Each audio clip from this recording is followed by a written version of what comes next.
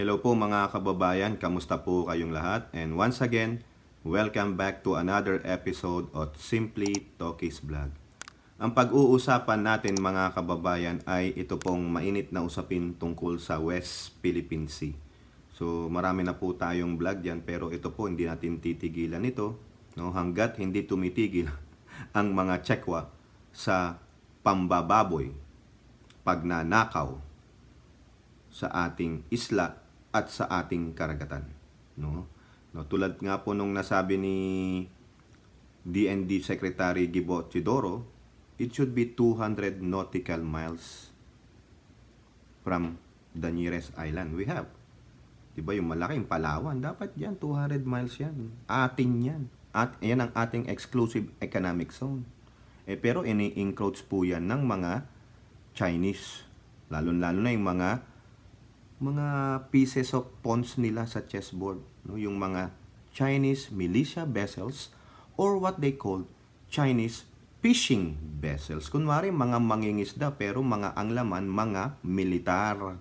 Yan po. Kasi po yung latest na vlog natin ay yung allegedly, sabi ng ating Coast Guard at AFP, allegedly ang sumira sa coral reef diyan po sa Rusul island or reef ay yung mga Chinese fishing vessels. Kasi sila ang huling-huling namataan doon.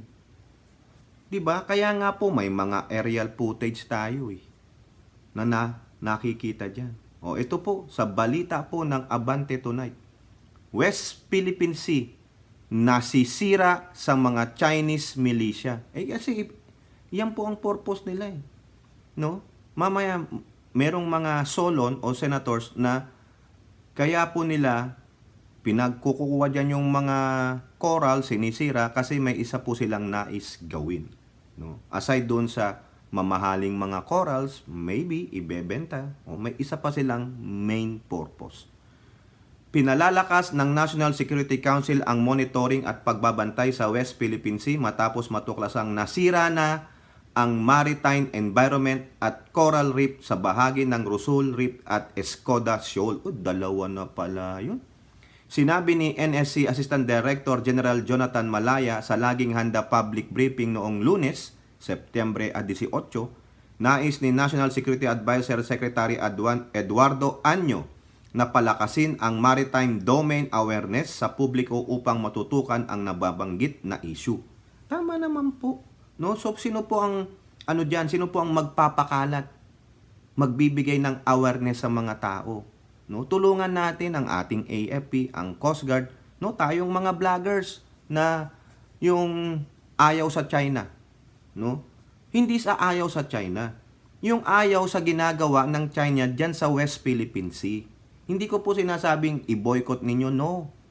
Ang labanan natin ay yung kanilang pagiging Diyos dyan sa West Philippine Sea na kung saan nais nila lahat sakupin yan by giving us a 10-dash line. Biruin nyo, hindi lang tayo ang umaaray dyan. Ang dami pong bansa, Vietnam, Malaysia, Brunei, no? Meron pa, pati nga India nagre-reklamo kasi may sinasakop din sila Napanood ko po sa isang video, even Russia, meron ding sa kanila, reklamo. Di po ba? Kasi gusto nilang sila ang magmamay-ari.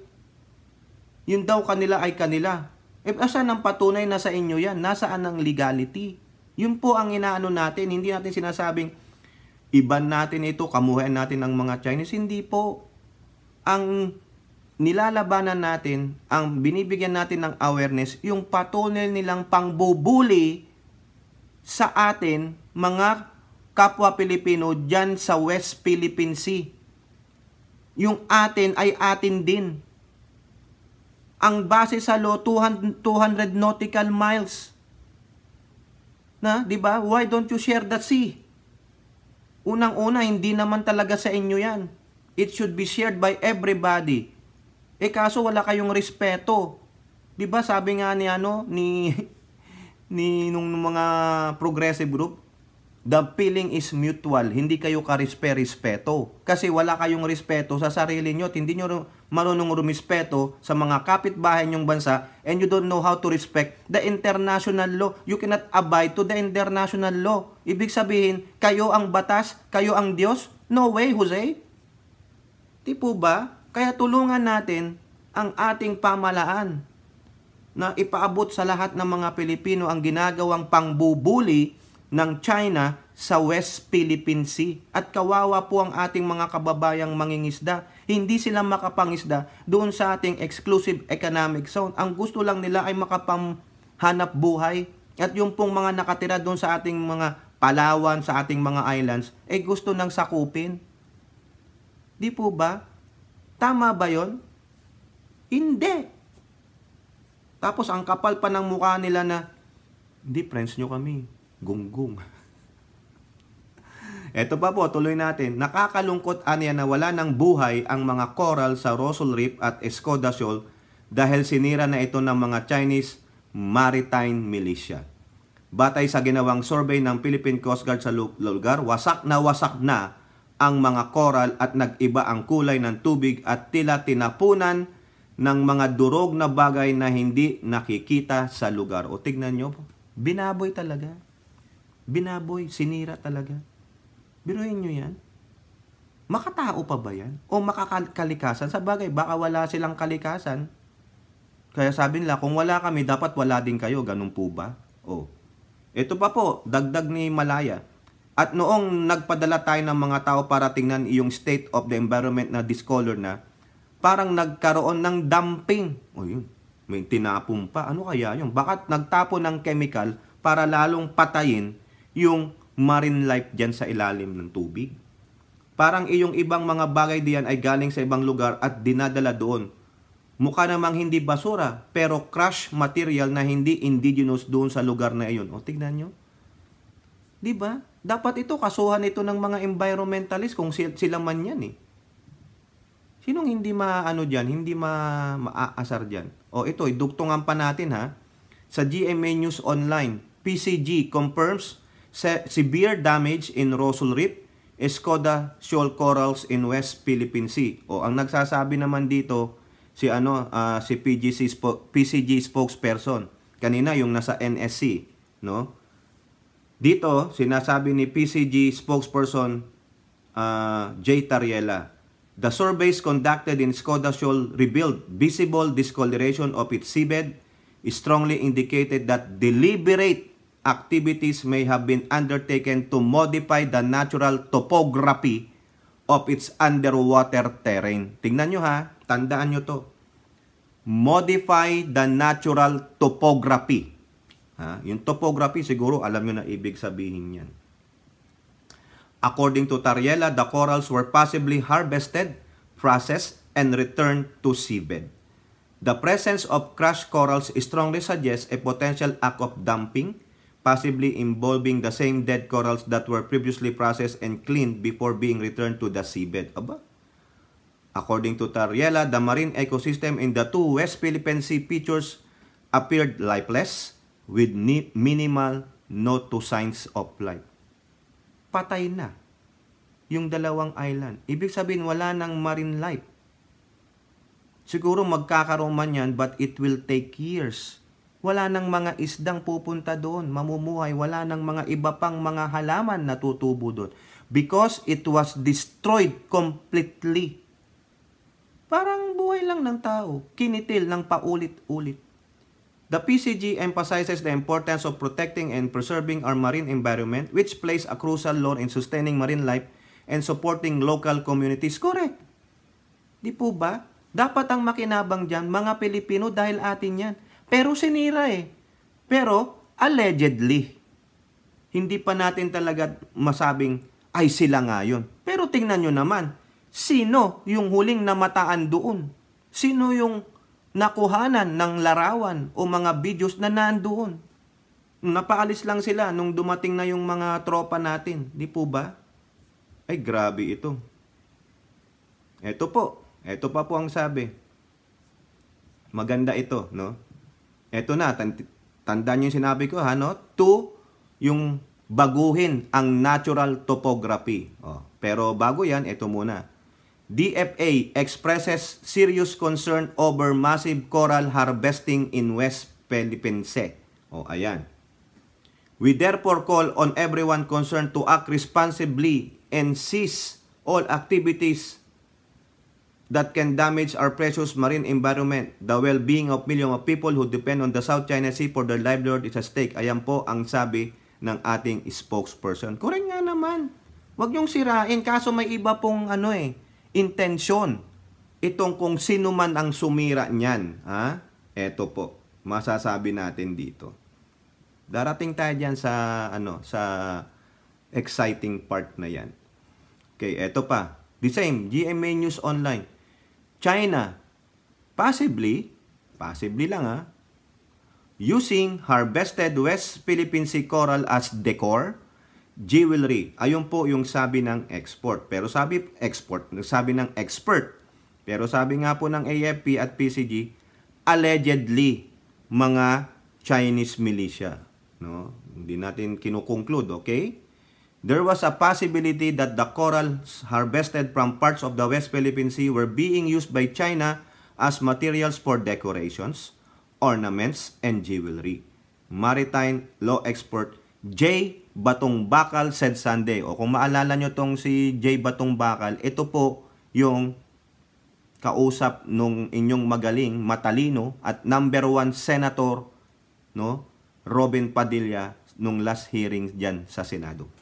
No, na hindi po siya naniniwala sa pinagsasabi ni J. Batong Bakal. Wow ha! Ayan. The Armed Forces of the Philippine Western Command said on Saturday that there were cases of massive coral harvesting. Ayan. Yan.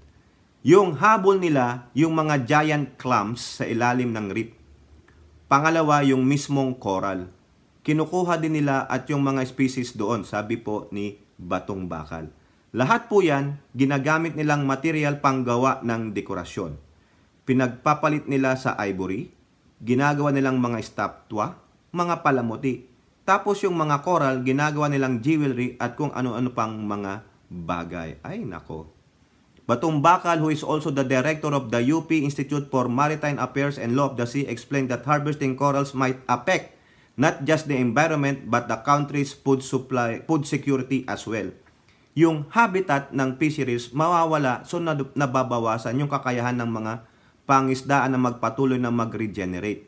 Taon-taon, bale parang nababawasan ang kanilang capability para ma-maintain yung population nila. Correct naman po, tulad ng sabi ko kanina, patay na lifeless na in nature, in form. So sino pang pupuntang mga isda doon, no, para sabihin nyo, mag-produce o kung ano man ang gawin nila doon? Di po ba? Lifeless Anong gagawin ko doon? Wala akong mahihita. Ba't ako doon pupunta? Ayun po yan. Kaya mahirap po Kaya dapat talaga maglagay ng, ewan ko anong nangyari. Hindi ko na po masabi kung ano. Baka may masabi tayong hindi maganda dito. No? Eto po. GMA News Online. Ito na exciting part. Tolentino links coral harvest along Rosol Reef in West Philippine Sea to possible reclamation. Tulad ng sinabi ko kanina, di ba sabi ni Jay Tariela, na bago yung topography.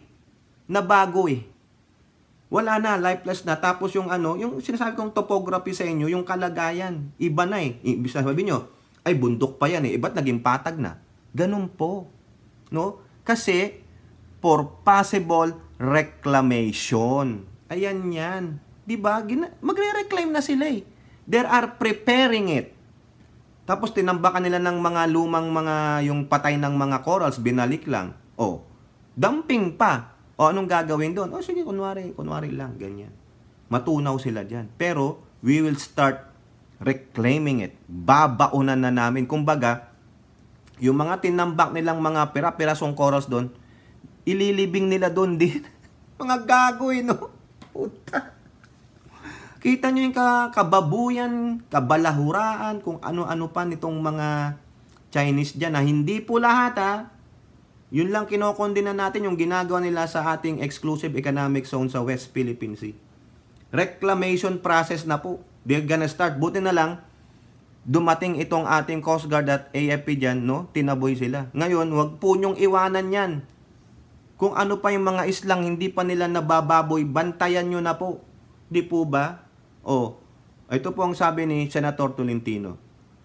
The reported removal and destruction of corals in the Philippine Sea o the West Philippine Sea to a possible reclamation project in the area. Mayroon akong nakikita pa rito mas malalim na ginagawa kaya po nagkakaroon ng ganyan. May ibang plano siguro diyan ang gumagawa niyan. Hindi lang iyong pagkuha ng corals at pagdurog nito. O ayan. Iyong pagpatay kasi ng corals ay prelude sa isang bagay na pwedeng gumawa ng isang kapag pinatay mo yon, pwede ka nang mag-reclaim. O ayan. Correct naman po. Tama naman yan. Di po ba? Now, pumasok ngayon to, isang senator, pero nasa minority group, yung kaaway, yung hindi nire-respeto ng BP, si Senator Risa Hontiveros. This time, no, kampi siya sa ating gobyerno na palakasin ang Coast Guard, palakasin ang AFP. It's about time. No, kasi nung 2020 niya pa nirereklamo yan. No? Kaso wala napabayaan. Iba po kasi ang foreign policy nung dating administrasyon. Ito po sabi, Senate probe. Nais na pong paimbestigahan ng Senado ito, yung bagay na yan, yung pagkawasak ng corals, no? Senator Risa Hontiveros meanwhile said that this coral harvesting issue warrants an investigation in the Senate. Posibleng right, no? Hinog na daw talaga yung for a Senate resolution and investigation kasi it would not have been the first time na nag-environmental degradation ang China sa ating dagat. They also dredge our seafloor to invent their artificial islands, militarize them within the West Philippine Sea, and our exclusive economic zone para i-claim na teritoryo nila. Tama. Kaya nangyari, no? Siguro, yung ibang tubig nung nireclaim nila, yun, punta sa atin. Sila, layo-layo nila eh. How many nautical miles are there from the Spratly Islands doon sa main island, China?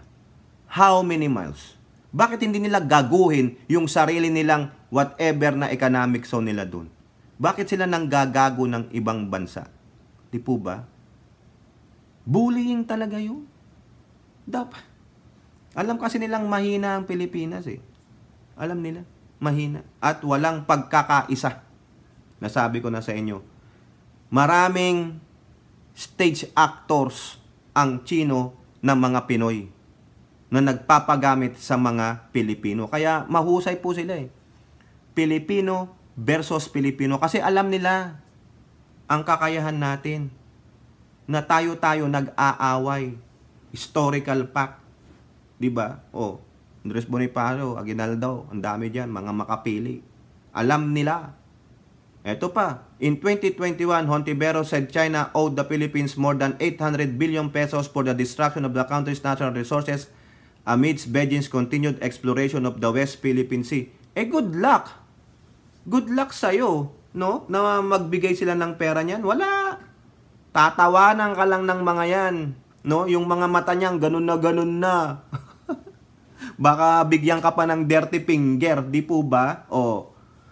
Ito pa, reacting to China's alleged harvesting on coral from the West Philippine Sea, Japan's ambassador to the Philippines, Kazuhiko Koshikawa, said on Twitter that this latest development was very alarming news. Quote, our oceans are the lifeblood of our planet, and coral reefs are its colorful heartbeats. Let's preserve and protect these vital ecosystems for generations to come. Abay, kumakampi ang Japan sa atin. Kasi kaaway niya China eh. Historical fact din yan. Eto na. Sumagot, may sumagot. The Chinese Embassy in Manila Twitter account responded to the Japanese envoy's tweet saying, quote, people should be alarmed by the spreading of such disinformations. Oceans are indeed the lifeblood of our planet, so stop the release of contaminated nuclear water from the Fukushima. Nagbabangayan sila. Bumalik. Ito pa. Bayan mo silang mag-away dyan. Sila, natin pakialam dyan sa dalawang yan. Basta kung sino yung kakampi sa atin, ayos yan. Okay? Eto pa, may isa pang nagsalita, isang senador, no? Sinasabi niya, Paul. Paul yan.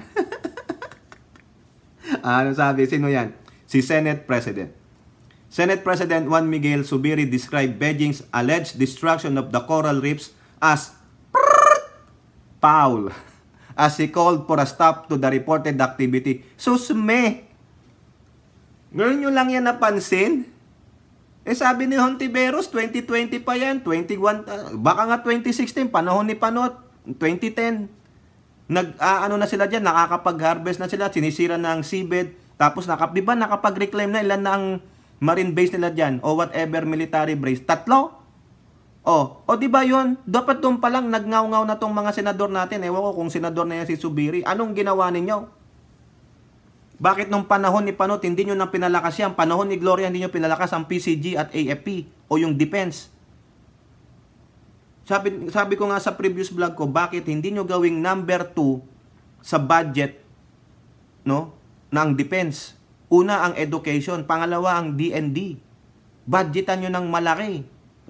Di sana kung nagsimula tayo ilang taon yun, di sana lumakas, hindi na nakapang-agaw pa ng 2 itong mga Chekwa dyan sa West Philippine Sea.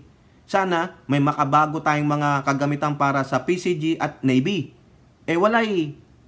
Ngayon nyo lang naisip nung panahon ni Marcos, di ba? Dahil nagkakaroon ng matinding stance ang Pangulong Marcos, hindi siya nag-give in sa China. Lalaban sa lalaban. Pero anong panlalaban natin? Gulok at itak.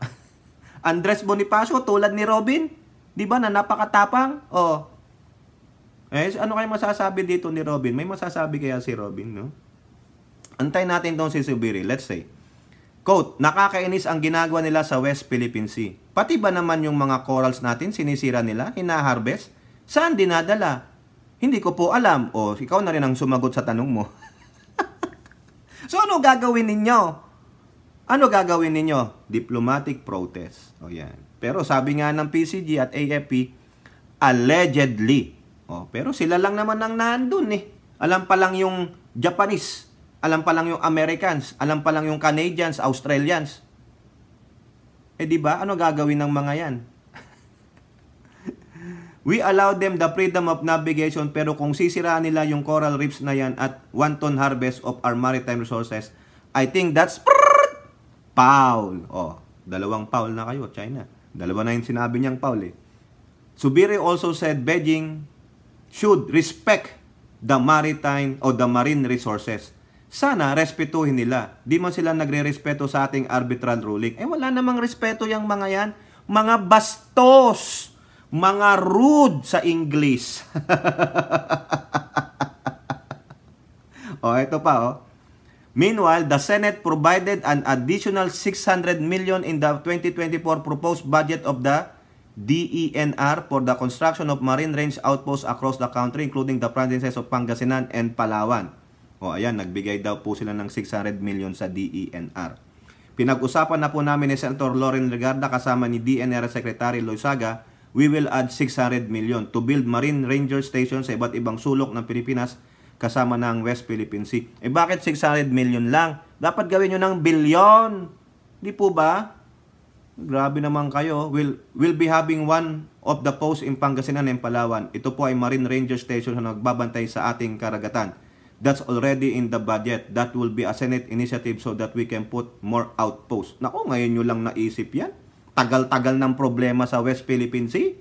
Di ba? Bakit hindi nyo yan tinuloy? Bakit hindi igihan niya nung panahon ni, historical na naman tayo, ni Aquino, ni Ramos, si Ramos, nasa pulis, si Erap, wala tayong masisisi dyan. Siya ang naglagay dyan ng yung talagang babantayan ni Erap. Kaso pinatanggal nyo eh.